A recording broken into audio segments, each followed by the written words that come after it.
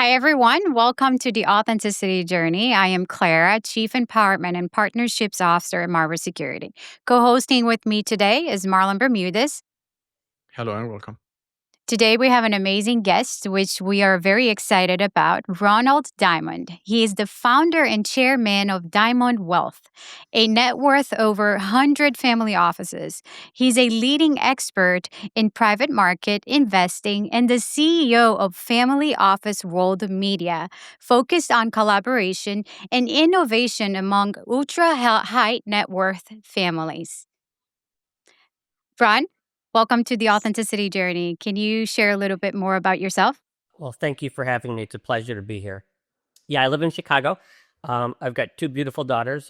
Zoe is 24 and graduated from University of Michigan, studied art. She's doing social media now for a whiskey brand with Bob Dylan called Heaven's Door. And then my baby, who hates to be called a baby, is a senior at Tulane, and she's going to be getting into real estate. I'm married 28 years. And I've got two brothers, two wonderful brothers, a mom, and a beautiful standard poodle named Percy. Oh, wow, very nice. Well, thank you for sharing. Sounds like you have a beautiful family. And I am very blessed. and then there's your doggy as well that we just met over the over the camera. He's adorable. Ron, what does authenticity means to you? Not as a title or a role, but as Ron, the human being behind your work, behind your success. What does authenticity means to you? Well, it's the most important thing. It's just being real. I think I run Tiger 21 Group, and I've got a picture of the iceberg, and I think it's a great analogy. So the iceberg, you see the top 10% of an iceberg, but the 90% you don't see. So what people see is, okay, maybe you have a nice house, maybe you belong to a nice club, maybe you drive a nice car. It doesn't matter. What Yes. they don't see is the 90%. And the 90% under there, which would be sleepless nights, divorce, you're getting out of shape, you're not spending enough time to do all this stuff. That's life. And so it's the 90% that's under there that you can't see. That's authenticity. That's real. The real, like the struggles that we don't talk about, right? I think there's that part of us that people can Everybody, see. I've learned, look, I have a syndicate of 124 families, and most of them are billionaires. And everyone's got issues. We've all got issues. We're all in this together. So it's just being authentic, being true to yourself, being real, and just being open and honest. I mean, I could tell you 10 things right now that are wrong with my life. I've got several things that are great with my life, but people, I think, now tend to focus on, well, this is how wonderful I am. This is how great my Yes. company's doing. This is how wonderful everything is versus, yeah, I mean, all that stuff's good, but my mom's got dementia, and that's really sucks, and it's really hard to deal with. I've got, you know, different, we've all got different issues. And I think that, I don't think you can be completely open kimono and to somebody you've never met before. But I think, I've studied Brene Brown, who talks a lot about vulnerability. I used to think vulnerability was a weakness. It's actually a strength. Yes. Yes, vulnerability is a sign of strength because it's a sign of courage, right? You're courageous enough to show up as you are with everything that you bring. When you talk about dementia, for example, it reminds me, I recently lost my grandfather, who's someone I really, really loved um, because of dementia. And it's such a very painful disease, illness that impacts us emotionally, impacts the entire family. And that can really take a toll on the way we function, the way we feel. It's just slowly losing someone that you love, that's still alive, it's still, the heart's there beating, the person's still functioning, but it's just not really there, fully as it used to be. And that really takes a toll on us emotionally. So It's it's hard. not It's challenging. it's it's a very, very, very hard challenging. I didn't know. I knew people that, had someone in their family going through the same thing. But once it happened in my family, then I was able to feel deeply, the impact of what it really is, what it really looks like. So it's very emotionally draining, but it's life, right? And it's important to share.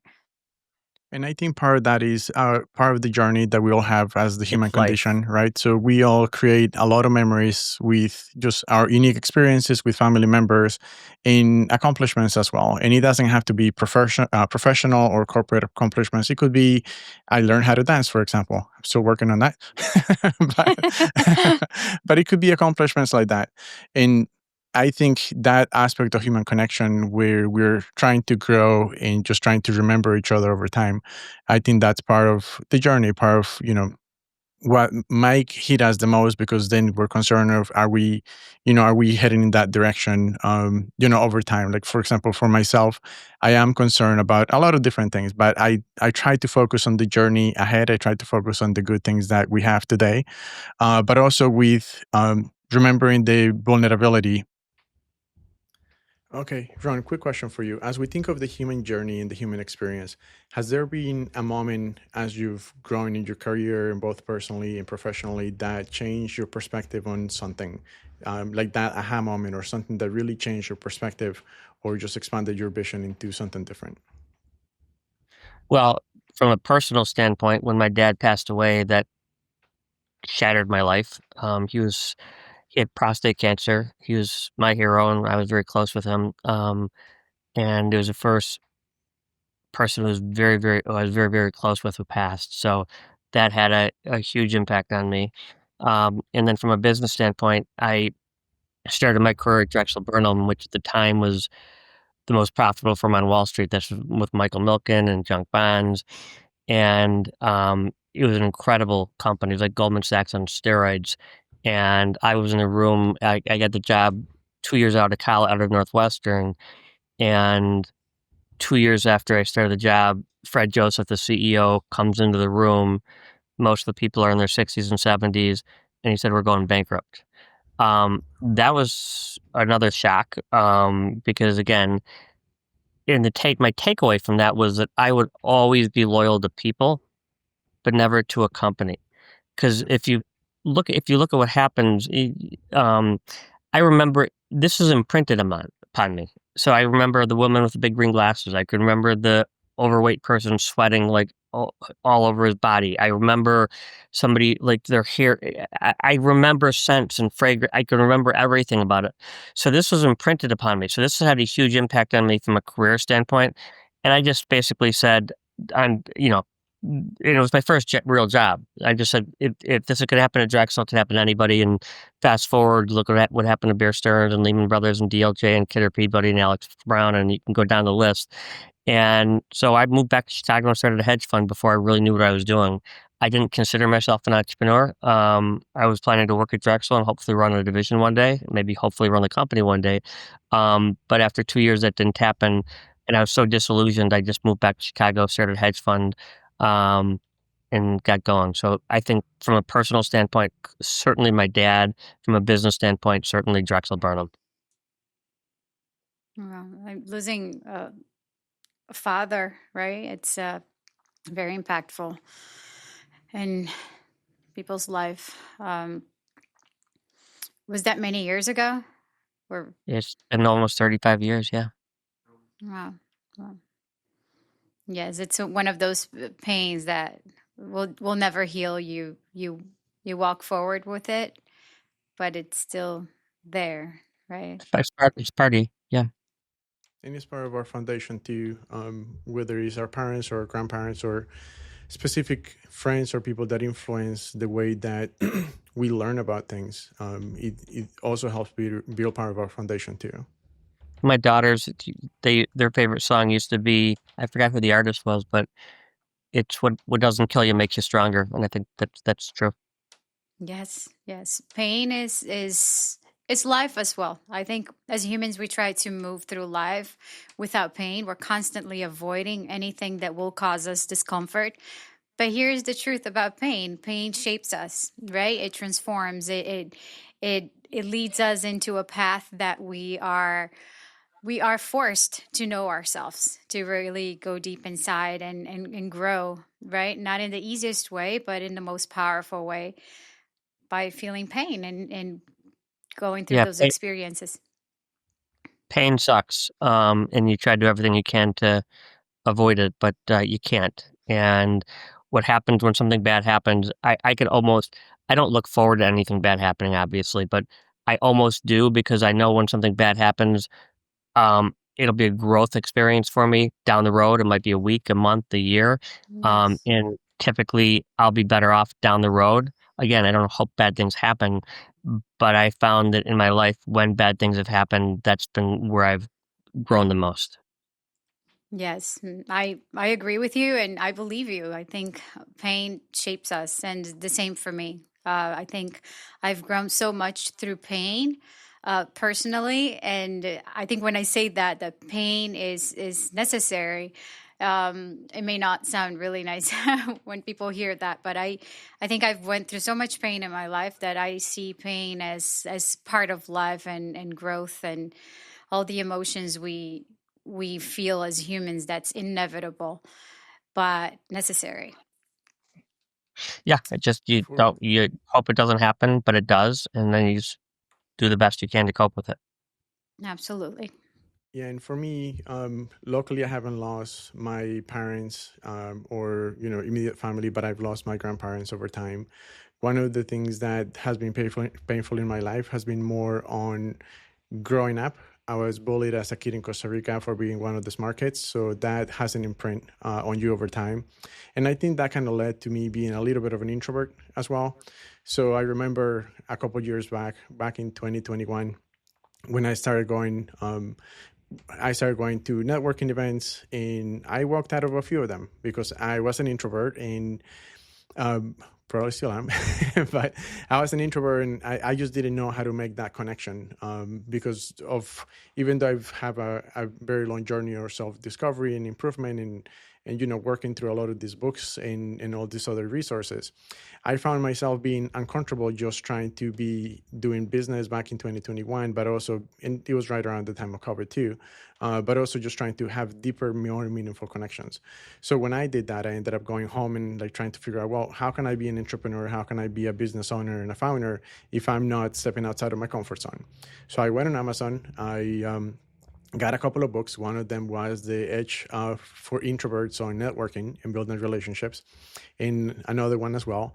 And then I went back out. So I continued trying to learn how to make connections, how to just connect with people, not necessarily just for sales or anything else, but just how can we get to know the other person at a human level? Like, who are they? What's their story? And that's one of the things that Clara and I have a lot in common.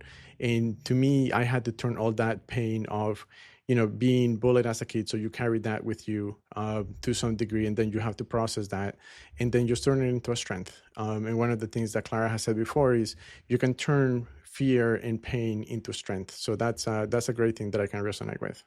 Yes, I think the most beautiful act we can have towards life and ourselves is to be courageous, to move with life regardless of the pain and the fear. I went through many years of fear, right, and 10 years of abusive relationship with an officer, and I also suffer from physical pain, which is 24/7, right, daily.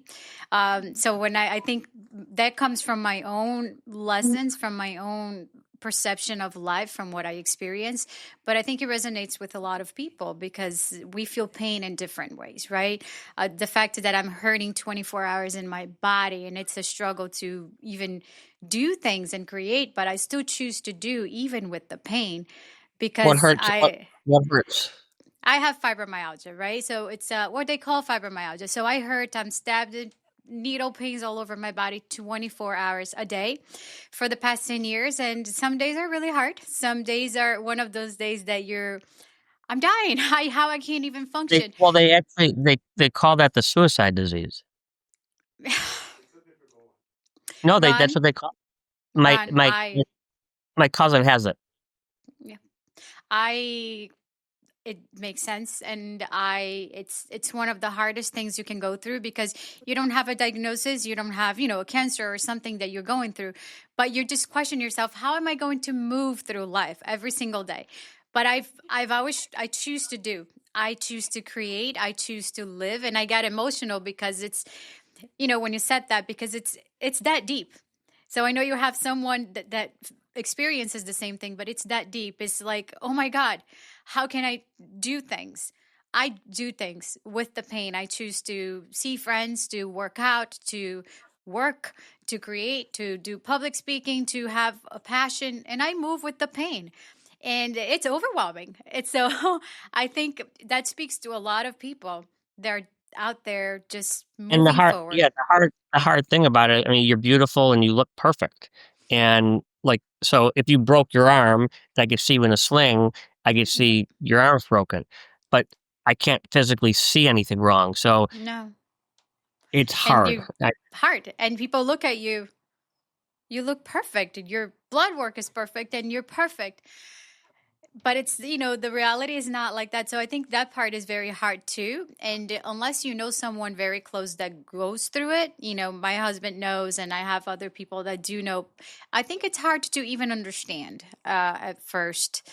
But, I think pain can make you strong. And what I always tell myself is like, I I have to choose to live, right? We're giving this life by God and the universe.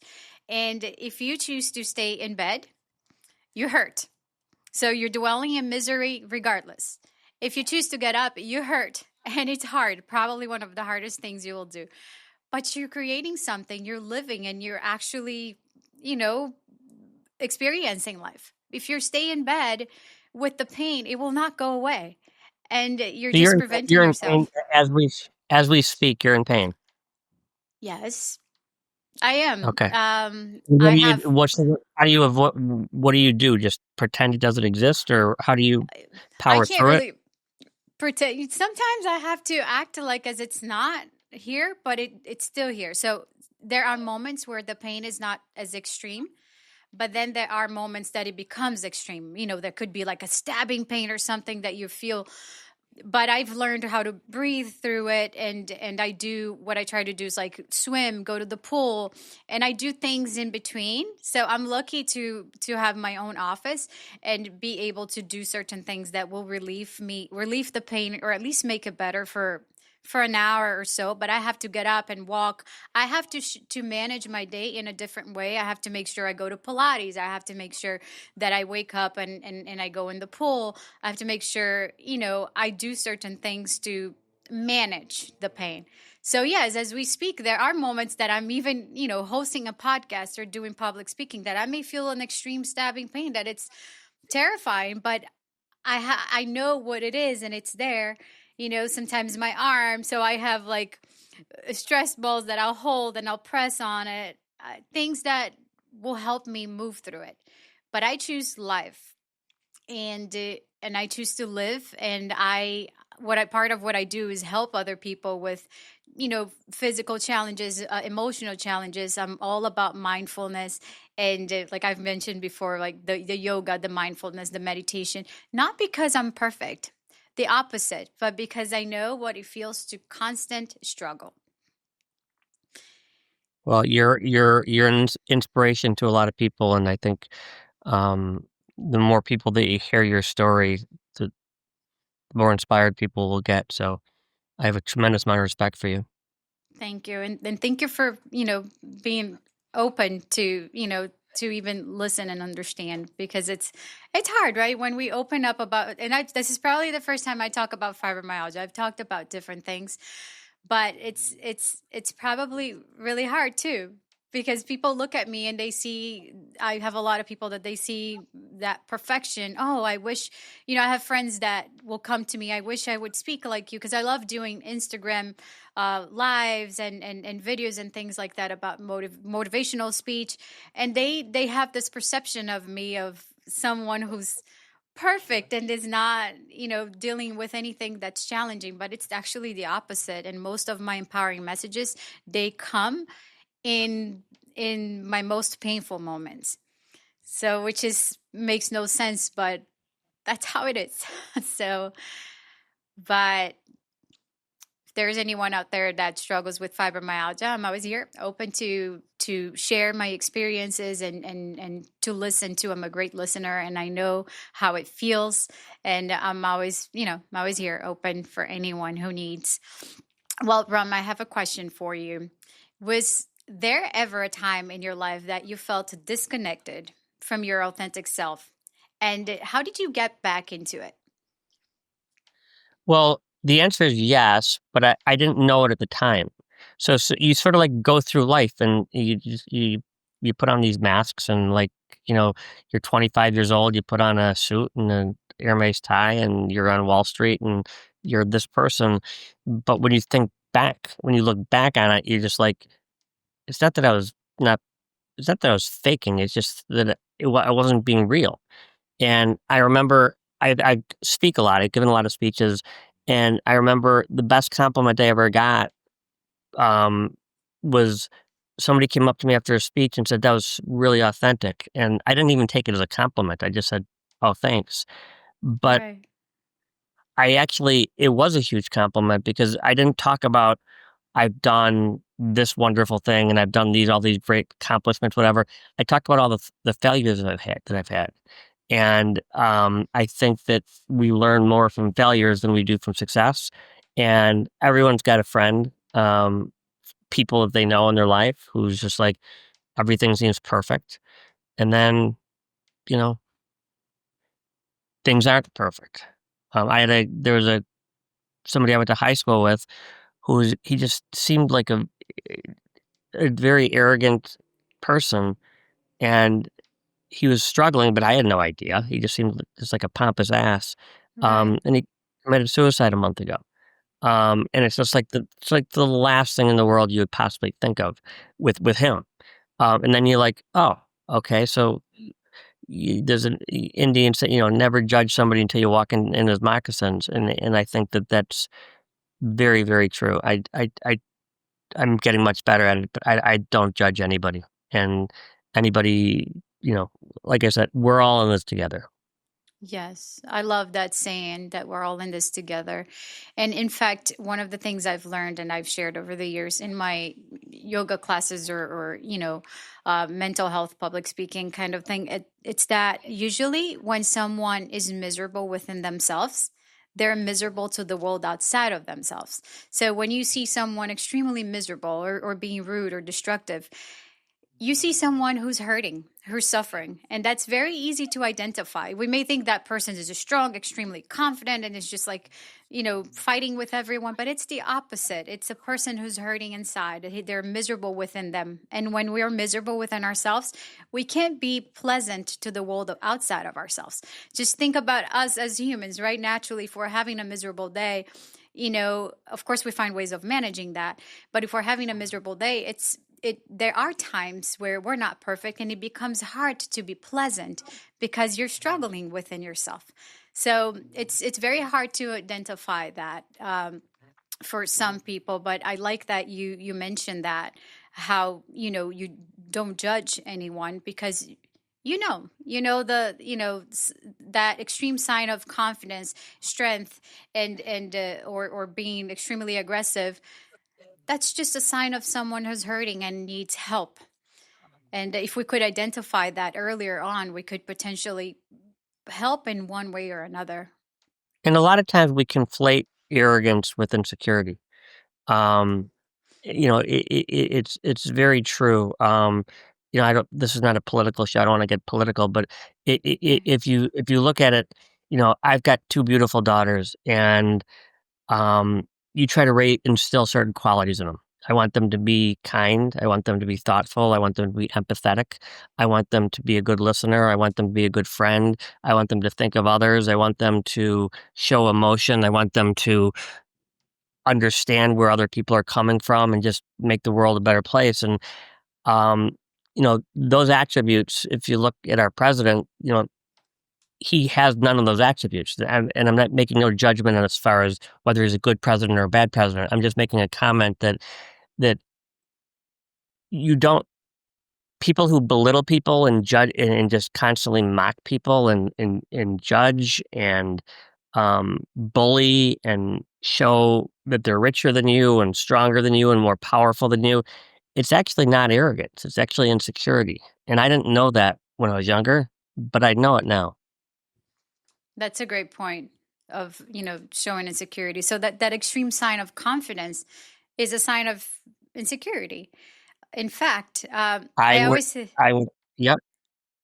I always say that No, I was when gonna say, we finish, I'm sorry.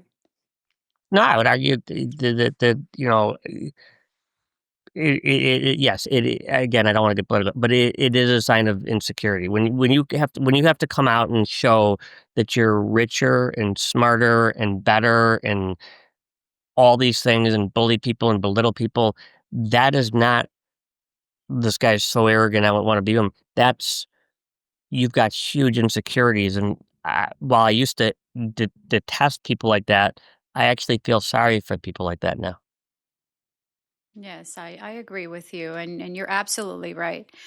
I always say that too much confidence, how in modern society, most parents teach their kids, you have to be confident, you have to show up with confidence, that extreme need of confidence. But I think that's the wrong idea about life. If you have too much confidence, you can potentially bring destruction. But if you have clarity in the mind, rather than confidence, then you can achieve whatever it is that you want, whatever it is that you can possibly do, because too much confidence is extremely destructive. But clarity is transformational. You know where you're going, you know what you're doing, you have a clear mind, a clear path, you understand what's happening, who you are, what's happening with others. Then you're able to achieve whatever it is that you need. So I'm all for more clarity and less need of confidence, because we are in a society, in a world that's like, you have to be confident. So show up at a meeting with confidence, do this with confidence. That's not what you need. You need clarity. When I was interviewed, I mean, I've been interviewed a lot throughout my career, and I would never used to say, I don't know. I use that term, I don't know, probably more than any other term right now, because there's more stuff that I don't know than I do know. But I was insecure enough, I was not confident enough where I would tell an answer that I thought was kind of right, but I didn't have the confidence to say, I don't know. And a lot of times the answer is, I don't know. That's always a great answer because then there's room for improvement, there's room for growth. And then what happened? Sean Lesser, who's somebody we both know, all of us know. I remember he. I'm very active on LinkedIn. I post a lot of content, and I read a lot of stuff too on LinkedIn. And somebody posted. I'd never met this person. Somebody posted something about they were going through a terrible time, and now how we had a very successful company, and then they had a nervous breakdown, and then they got to the point where they had to be hospitalized, and then they were suicidal, and he came out of it. And after I read that, I don't even know why. I texted him. I just said, "Give me a call," and he called me thinking that I was having a lot of psychological issues. That was not the reason I called. The reason I called was I run a Tiger 21 group, which is like a peer-to-peer group, and I just wanted him to talk in front of our group because I've got that iceberg picture. And in my Tiger 21, these are people, the average net worth is over $100 million. And these are men and women who've done, extremely well from a societal standpoint.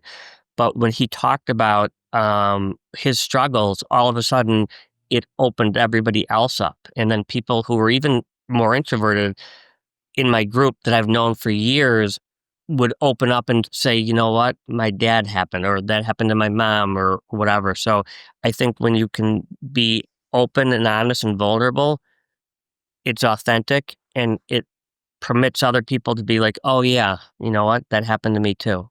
And I think that's a really important thing. It does. You create space for other people to feel comfortable sharing their struggles as well. It's, we all have something that's hard to share.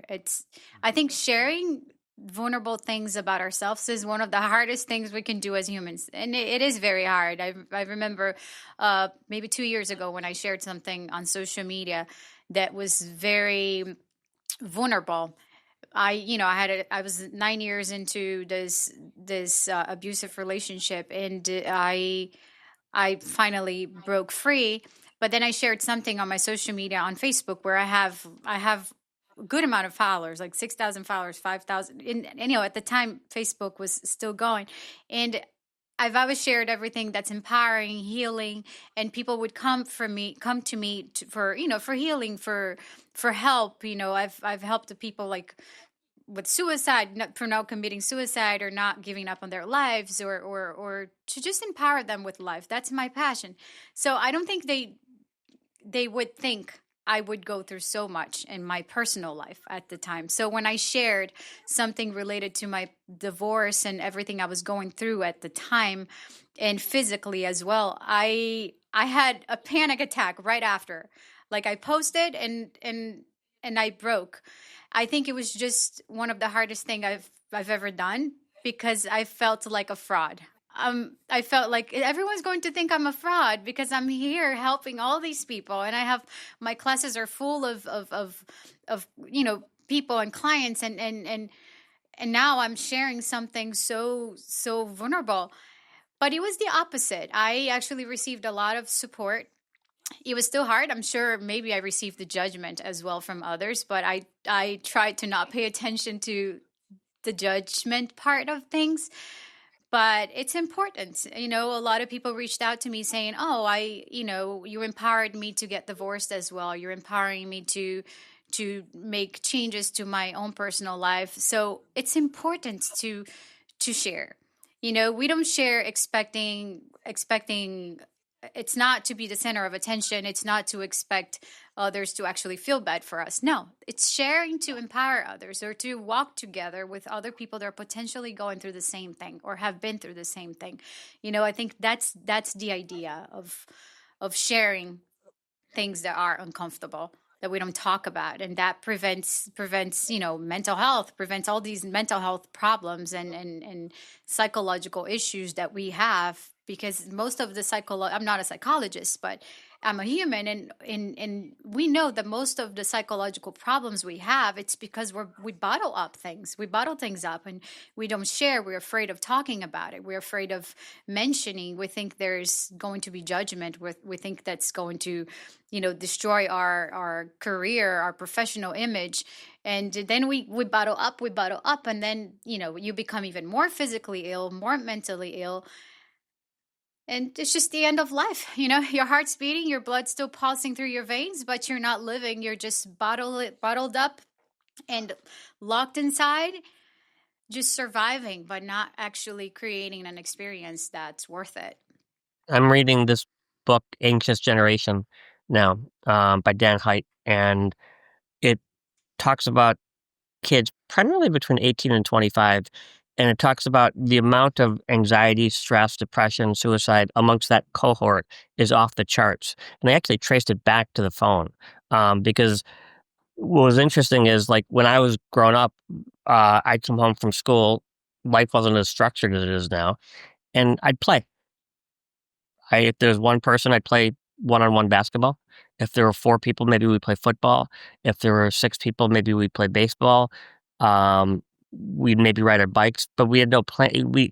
And then you learn, you're playing basketball, then all of a sudden you're being physical, and then you elbow somebody, and then he gets hurt, and then you realize, wait a minute, that's going too far. And what the book talks about is how not just humans, but mammals, we learn and grow by playing. And we have an entire generation right now, that doesn't do that, that didn't play, that they were 7 hours on their phone, of which those 7 hours when I was a kid, I was just growing and playing and just, figuring out what to do. So I think the stigma of mental health has changed a lot.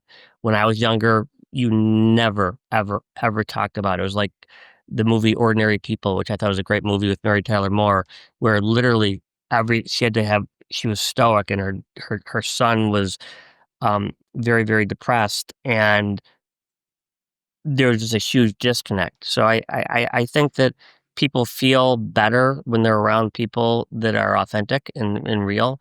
And like I said, pe- We're all in this together.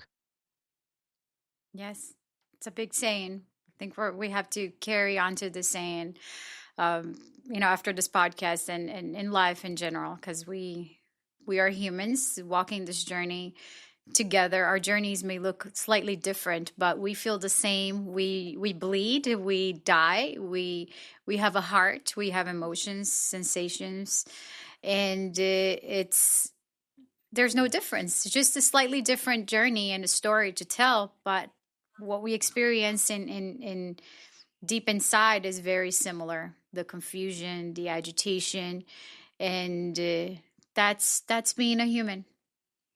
And part of the human journey is that we all go through a struggle almost on a daily basis, and no one knows anything about that. And for example, for a lot of years, I've driven off 95, and then you see, people asking for help. Sometimes they ask for money, sometimes they ask for food, sometimes they ask for a job. And my question was, well, with limited resources, what can I do? And there is a saying that when we collaborate, we're able to do more things together. So for us, one of the reasons we put the authenticity journey together, we have 5 pillars. One of them is community. And one of the things that we're trying to figure out is how can we bring more awareness and more resources to empower? Because, yeah, you could bring food, and we plan to do some events like that downtown West Palm Beach, but you could bring food, but without the resources, you're just helping with the day. So we're trying to figure out how we can bring the community, bring some of those stories to light, because there is a lot of wisdom there. So that's one of the things we're looking to do on the community side. But based on the experiences as well that we've seen on that journey, which is basically a hidden journey of pain, domestic violence, we're trying to figure out, and I think October is Domestic Violence Month. We're trying to figure out how to bring more awareness around that too. There is a lot of suffering in silence, and most people cannot get out of that. And regardless of the socioeconomical status, that goes across in a lot of That different hits levels. everyone. That hits everyone. And the idea with homeless people is, when I used to teach yoga outdoors in the summer in Connecticut, um, there was a lot of homeless people in the parks, and I would invite them over to class, even though they didn't have a mat.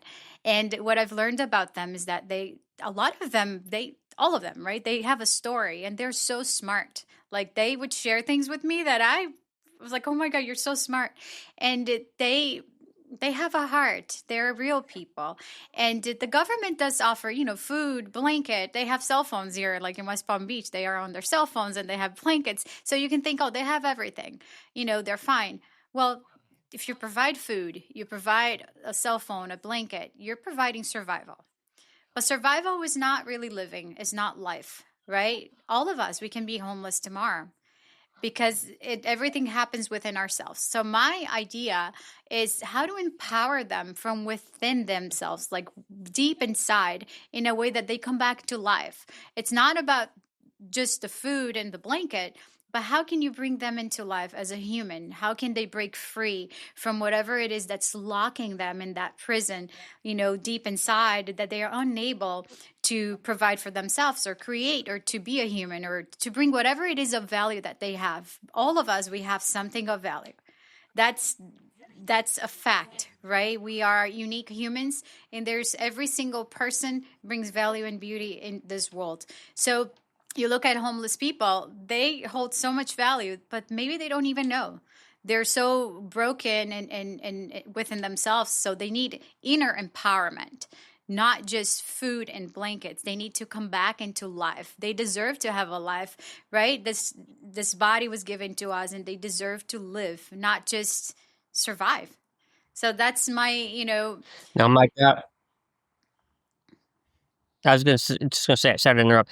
My daughter, when she was, I think, probably 6 years old or 7 years old, we have a thing in our house where if you call 3 times, it's an emergency. So I was in a meeting yes. with, a very wealthy, and I'd never gotten the call 3 times, but I got a call 3 times. It was for my daughter. And I just said, I've got to leave the meeting, and I just left. And call her. I just think she's at the hospital. I don't know what's wrong. And she says, Daddy, what are the 5 most important things in life? And first, there's a huge sigh of relief because I know she's not at the hospital and not in pain.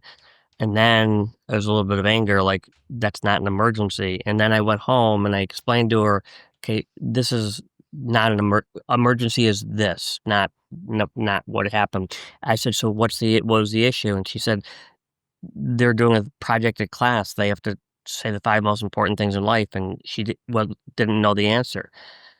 I'm like, well, just do it for you. So I went over with her, and this is a 6-year-old, really bright, but she's 6 years old. So we went over it, and she said, well, I said, well, what's important to you? She said, well, being a good listener, being a good daughter, being a good sister, um, being a good friend, and having a lot of candy. So it's 6 years old. No. That's important to her. And then there's only a kid could do. She flipped it. She goes, "What are yours?" I'm like, "Whatever, I don't know." And then the next day, she's like, "Daddy, what are yours?" I'm like, "I have no idea, whatever." Every day for like 3 weeks, and then finally, uh, kids can be I'm like, "All right, fine." So but I took it kinda seriously. At first, it was just a pain in the ass, but then I took it and I spoke to my wife about it, like, "All right, fine. What are my 5?" And I took about a month to really come up with it and, what were, for me, the most important things. And to me, which is different for you guys and different for everybody, I put it down in order: love, gratitude, attitude, balance, and laughter. Like, these for me are love transcends everything. Gratitude is, there's a lot of life that sucks, but there's a lot to be grateful for. Your attitude is everything. Balance is a hard thing to do, and I don't think it's hard to get through this life without laughing. And other people would put religion in there. Other people would put other things in there, but those are my 5.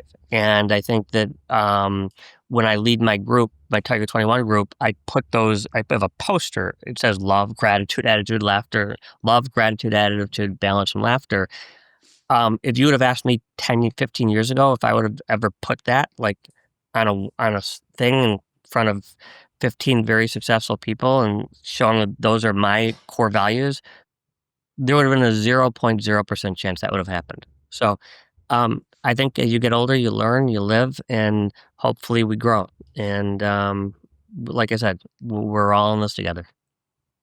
And I think what you guys are creating at um, with the authenticity, I think, is a wonderful thing. I could talk to you. I talk to you guys for hours, but I've got to run into a meeting. But I think I commend you for what you guys are doing, and if I could be helpful in any way, I'm more than happy to help you. Thank you, Ron. We really appreciate your time and sharing your wisdom with us. Thank you so much.